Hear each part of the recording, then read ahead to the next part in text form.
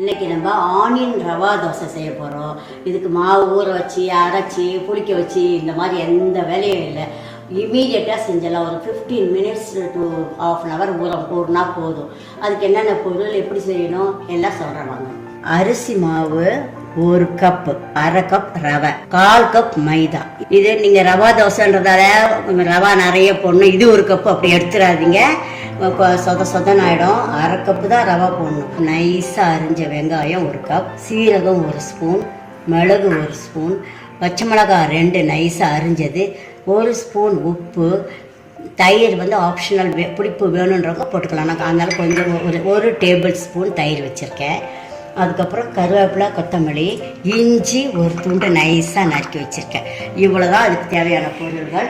இப்போ இதை என்ன செய்யலாம்னு பார்க்குறோம். இந்த 1 கப் அரிசி மாவு இதில் போட்டுருங்க, அரை கப் ரவை, 1/4 கப் மைதா, 1 கப் வெங்காயம், 1 துண்டு இஞ்சி நைஸாக நறுக்குனது, 2 பச்சை மிளகாய் நைஸாக நறுக்குனது, 1 ஸ்பூன் சீரகம், மிளகு 1 ஸ்பூன், தயிர் 1 டேபிள் ஸ்பூன், உப்பு 1 ஸ்பூன், வேப்பிலை கொத்தமல்லியும் நைஸாக நறுக்கி போட்டுக்கோங்க.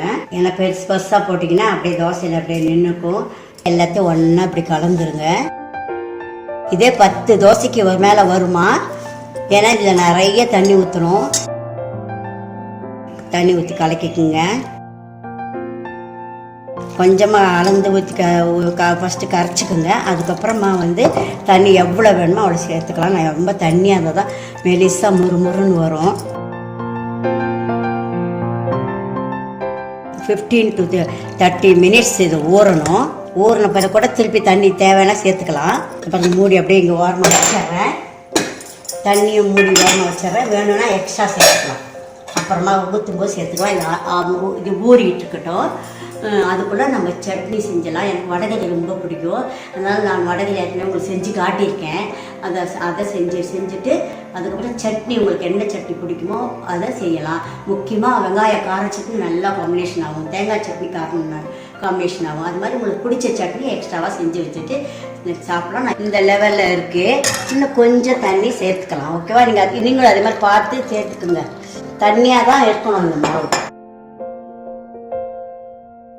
தேங்காய் நான் சொல்லலை, இந்த ஆப்ஷனல் வேணுன்றவங்க போட்டுக்கலாம். இந்த பாருங்க, கொஞ்சமாக தேங்காய் போட்டு 1-2 போட்டு இப்படி போடணும்.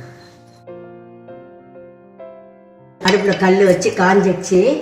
இப்படி ஊற்றணும், தேய்க்கக்கூடாது. இப்படி தண்ணியாக இப்படி ஊற்றணும். ஓட்டையாக தான் வரும். பாருங்க, இப்படி தான் ஊற்றணும். இந்த ஓட்டையாக இருக்குன்னு கவலைப்படாதீங்க. எல்லா ஓட்டையிலும் எண்ணெய் ஊற்றிக்கிங்க. பாருங்க, இந்த பக்கம்லாம் செவந்து எடுத்தோன்னே அப்படியே லட்டு மாதிரி வருது பாருங்க. அப்படியே ஒட்டாத. இந்த பக்கம் கொஞ்சம் செவக்கணும். கொஞ்சம் டைம் எடுக்கும். அதனால பொறுமையாக தான் செய்யணும். டக்கு டக்குன்னு எடுக்கக்கூடாது. எடுத்திங்கன்னா வராது, உடஞ்சி போயிடும். பாருங்க எப்படி வருது பாருங்க. பாருங்க, கிறிஸ்பியாக இருக்குது. நல்லா எடுக்க நல்லா லட்டாட்டம் வந்துச்சு தடுக்கால. இது பாருங்க, ஒரு தோசை பண்ணி காட்டினேன். இப்போ 2வது தோசை பண்ணி காட்டுறேன் உங்களுக்கு.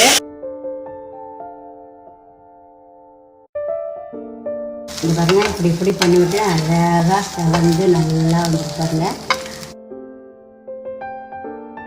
ஆனியன் ரவா தோசை ரெடி ஆகிடுச்சு. நான் சொன்ன அளவில் அப்படியே செஞ்சு பாருங்கள். இந்த 1 கப்புக்கு கண்டிப்பாக 10 தோசைக்கு மேலே வரும். 4 பேர் இருக்க குடும்பத்துக்கு தாராளமாக போதும். அதுக்கு சைடாக இங்கே பாருங்கள், வடகறி, சாம்பார், தேங்காய் சட்னி, வெங்காய சட்னி 4 இது வச்சு முறுன்னு பாருங்கள். கிறிஸ்பியாக ரவா தோசை ரெடி ஆகிடுச்சு. இந்த தோசைக்கு கார சட்னி ரொம்ப வெங்காய கார சட்னி ரொம்ப நல்லா இருக்கா பண்ணியிருக்கேன். நீங்கள் இதே மாதிரி நீங்களும் வெரைட்டியாக பண்ணி சண்டேயில் ஃப்ரீயாக இருக்கப்போ பண்ணுங்கள்.